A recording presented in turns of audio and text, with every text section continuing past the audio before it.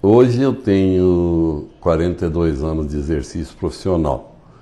Cheguei em Mato Grosso por volta de 1962 e ingressei na faculdade. Aqui mesmo eu me formei e é muito engraçado que as pessoas pensam que eu sou formado fora.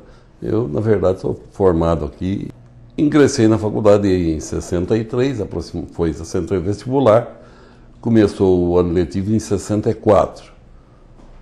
Aí, já no limiar da eclosão do movimento militar do Brasil de 64.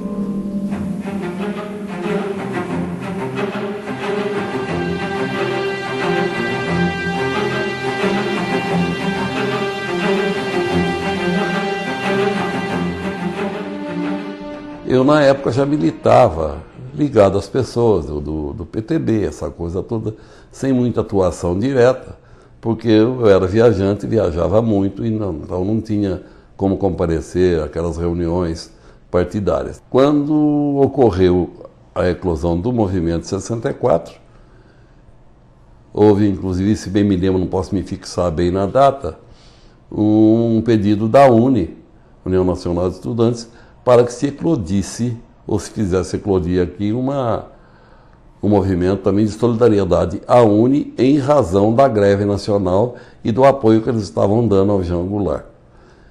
E com isto eu acabei participando da Assembleia Geral de Estudantes, então no Colégio Estadual onde funcionava a faculdade, e lá fiz, evidentemente, discurso em favor do Jânio e contra o movimento militar da época.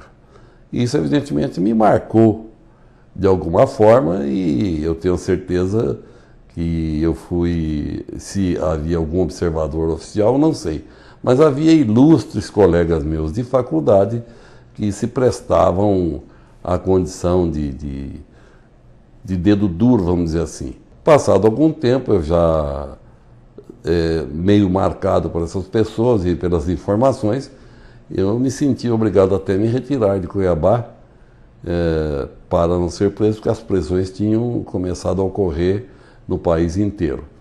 Então, ao que eu me lembro, eu passei cerca de uma semana, 10 dias, numa área rural, fugindo, evidentemente, da violência dos policiais. Até que vi que não adiantava, isso não era a solução, voltei para Cuiabá e acabei, então, sendo preso na minha casa e disseram que havia um convite para que eu comparecesse no quartel. Eu não tinha por que fugir nada e fui para o quartel e lá fiquei internado durante 31 dias. Aí fui submetido a interrogatório, havia um comandante desse PM que era um capitão vindo de São Paulo, que é um sujeito meio extremista, de extrema direita e meio rigoroso, mas ele acabou apenas comandando esse PM sem nos fazer nada de mal pessoalmente, sem violência, sem tortura, sem essa coisa toda. Eu me lembro que, vamos dizer assim, eu estava numa companhia de pessoas ilustres. Eram Buré, Silva Freire, Dr. Antônio Antero, jornalista Balocchi, Dr. Agrícola Paz de Barros, médico, tem até uma avenida em Cuiabá em homenagem a ele, Nilo Ponce e outras pessoas, né? E posteriormente, quando nós fomos colocados em liberdade, após esse período de 31 dias, houve uma determinação que nós, quando circulássemos pela cidade, fôssemos acompanhados por um militar, né? E era uma situação extremamente desconfortável, quer dizer, onde eu ia tinha alguém atrás de mim. E respondi a esse processo na Auditoria Militar de Campo Grande durante cerca de 6 anos. E até que em 1970, já me parece no governo Médici, houve uma movimentação militar no sentido de testar a capacidade das Forças Armadas de eventualmente interromper uma revolução ou fazer, paralisar qualquer tipo de resistência, uma série de coisas, ou sufocar qualquer movimento. Aí me prenderam de novo. Nenhum de nós sofreu. Havia somente aquele rigor para tomar sol. Por exemplo, sentávamos assim no meio-fio e ficava um soldado com a baioneta calada nas minhas costas, entendeu? Como ficava também atrás dos outros, né? Uma vigilância como se nós fôssemos pessoas perigosíssimas. Isso me custou, vamos dizer assim, algum sacrifício, me custou inclusive prejuízo. Por quê? Porque Cuiabá era uma cidade pequena em relação ao que é hoje, uma cidade assim conservadora, e com a minha marca ficou essa marca assim de contra-revolução. E eu tive dificuldade, inclusive, de acesso a serviço público, uma série de coisas. Houve tempo até em que eu pretendi ingressar numa magistratura, depois que eu já estava formado, e foi vedada a minha intenção, exatamente porque eu tinha marcas indeléveis da Revolução, ainda do governo Médici. Mas, na verdade, eu apenas tive uma posição filosófica, idealista. Foi realmente um período difícil para mim, mas felizmente eu superei. Na época, logo depois da minha prisão, eu me casei. Estou hoje vivendo, graças a Deus, muito bem com a minha esposa. Tenho meus filhos e netos e continuo até hoje na minha atividade de advogado. E espero continuar por mais tempo ainda.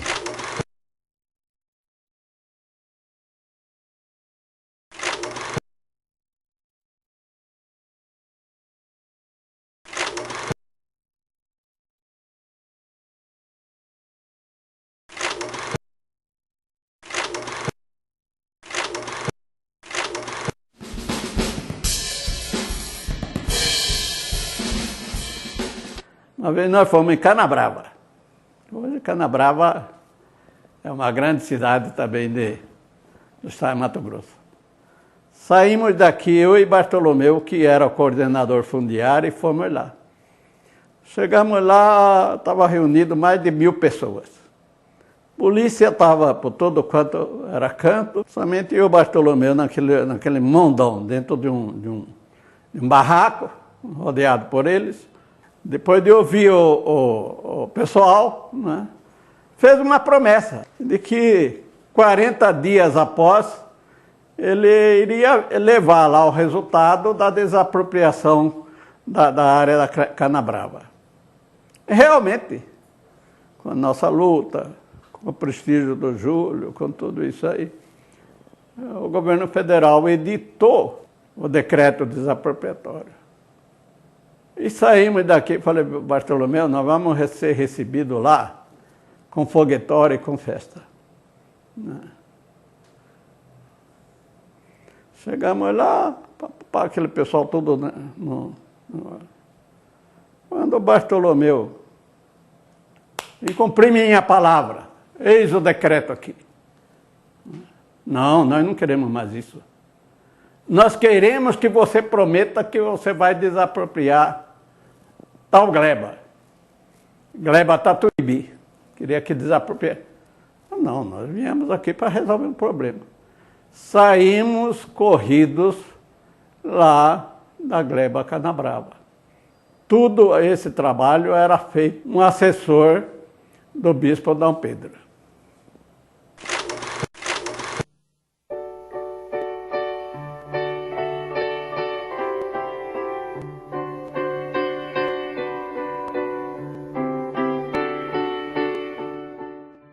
A nova república começa com uma tragédia. Um dia antes da posse, o presidente Tancredo Neves passa mal, é hospitalizado e morre.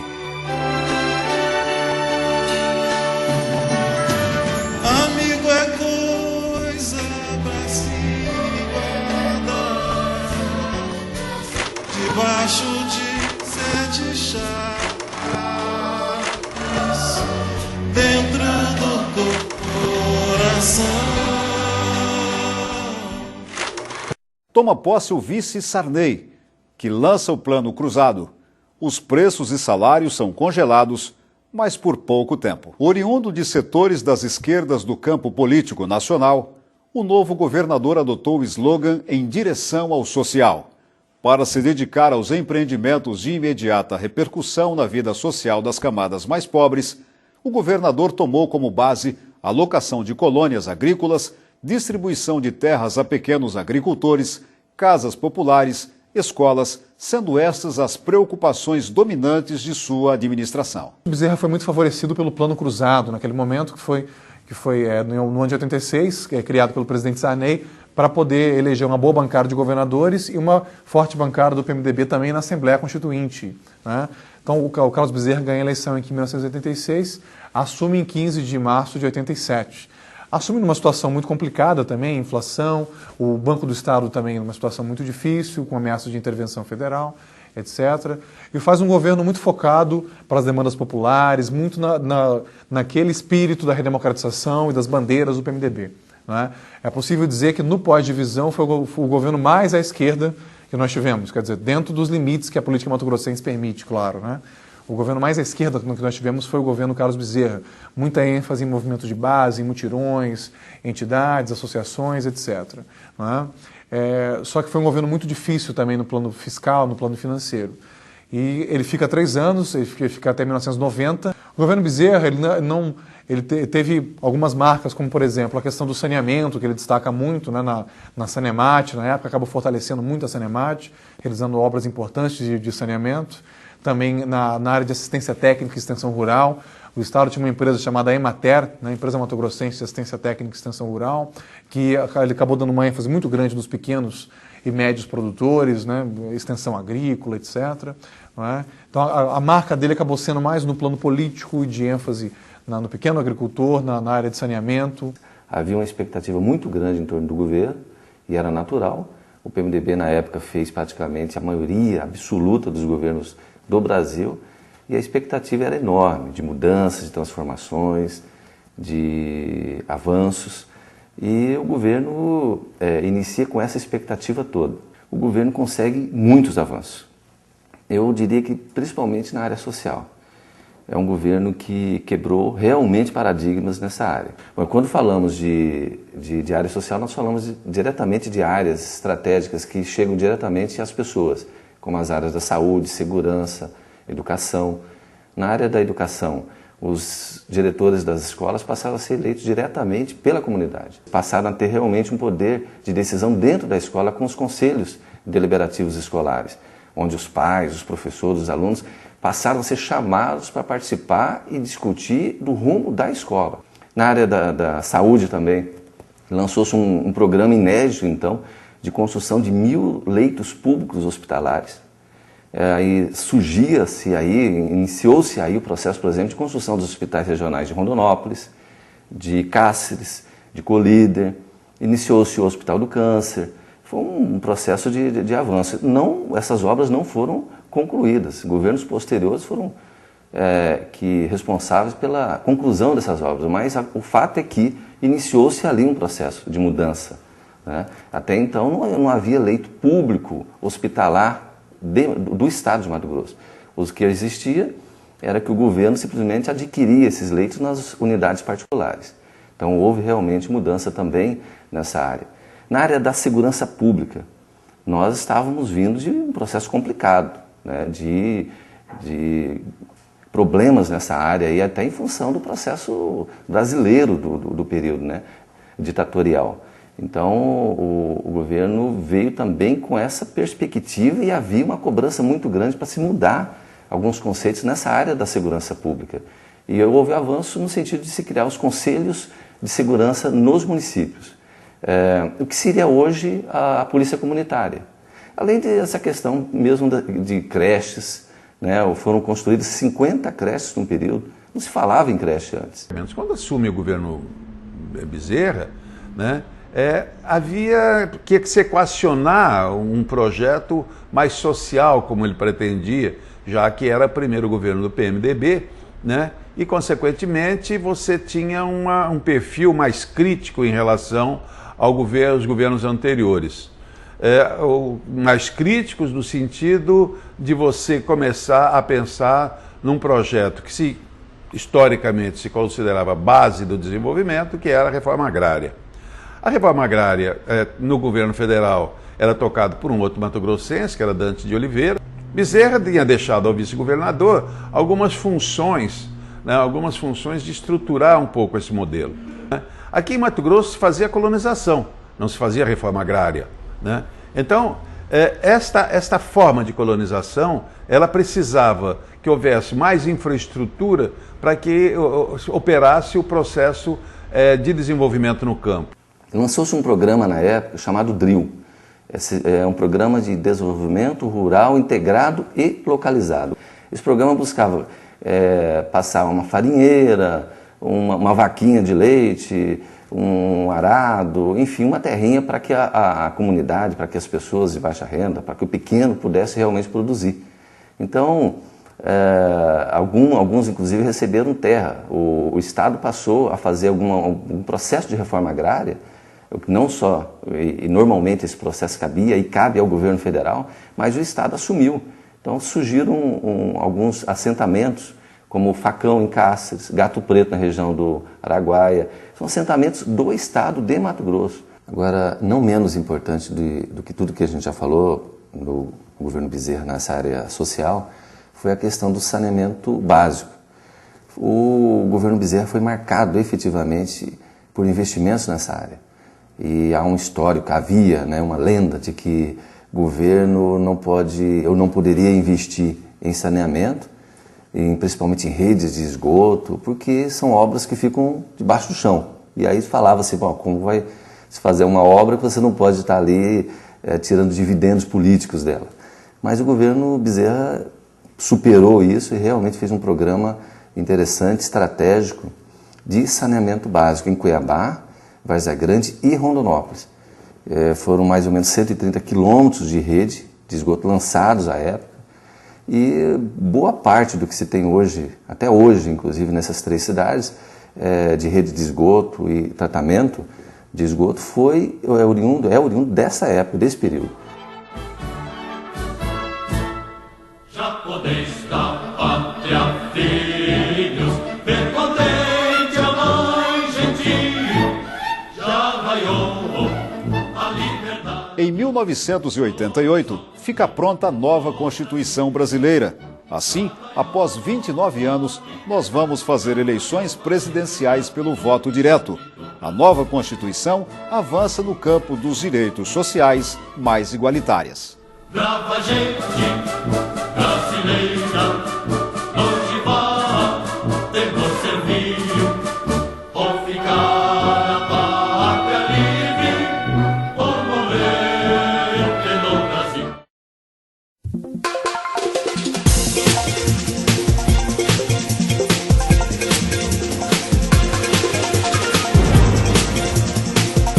Em 1990, Collor toma posse e sua primeira medida cai como uma bomba. Ele confisca as aplicações financeiras e a poupança dos brasileiros. A partir de hoje fica criado o Cruzeiro, que substitui o Cruzado Novo. Quem tinha ontem no depósito à vista 50 mil cruzados, pode ir ao banco segunda-feira e sacar, se quiser, 50 mil cruzeiros. Ou quem tinha isso no overnight. O que excede isso, a parte excedente a esses 50 mil, fica depositada no banco, junto ao Banco Central, sob a titularidade da pessoa física ou pessoa jurídica, em forma de cruzados novos. E será convertida em cruzeiros após 18 meses. Eu gostaria, em primeiro lugar, de agradecer do fundo do meu coração a todos vocês que estão participando conosco deste instante decisivo da vida nacional. A vocês que apoiam a iniciativa que tomamos de liquidar de uma vez por todas com a inflação. Envolvido com denúncia de corrupção e instabilidade política, no dia 29 de dezembro de 1992, Collor renuncia. A situação de crise em que mergulhou o país, com a espiral inflacionária, a queda do presidente Collor, a falta de recursos, mesmo assim, Jaime Campos administrou o estado de Mato Grosso.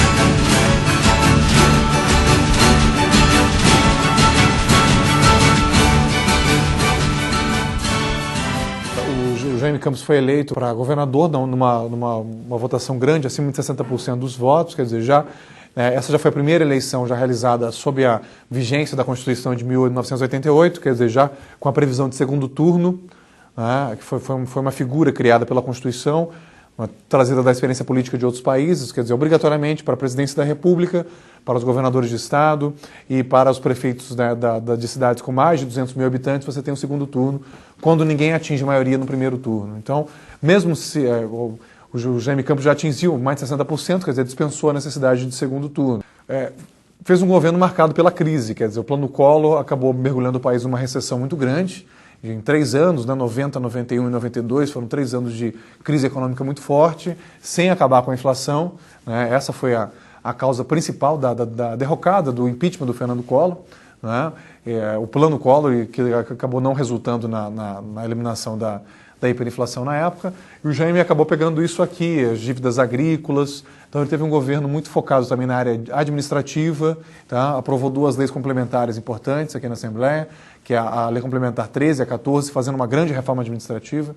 Quer dizer, foi a primeira grande reforma desde o Frederico Campos, extinguindo, né, já dentro daquela concepção do minimalismo de Estado, do Estado mínimo, né, de extinção de órgãos, fusões, demissões, incorporações.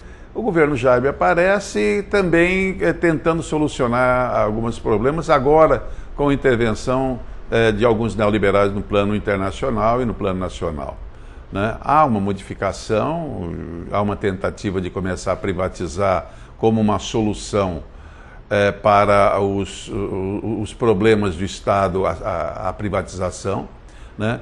Começa uma discussão da privatização do Banco do Estado, a privatização da SEMAT, a privatização da Telemate, todos esses órgãos que começam, então, um processo que não vai se esgotar agora, mas uma discussão que começa na sociedade a um debate bastante forte. Isso vai durar todo o governo Jaime, né? E naturalmente, começa-se, então, a ter uma regularização dessas empresas estatais para que, no governo seguinte, as coisas se resolvessem, né? O que é preciso se entender é que a situação das empresas levaram o controle regional do Estado para outras regiões, ou seja, a Telemate passa para Mato Grosso do Sul, a SEMAT deixa de ser uma empresa estatal genuinamente mato-grossense e passa a ser controlada por grupo paulista, a Sanemat desaparece e você tem então um aparecimento das empresas municipais, com todas as benesses e as dificuldades que a gente pode considerar, né? De tal forma que essa privatização que ocorreu, né, a partir do governo Jaime, né, levaria a um certo padrão de desenvolvimento.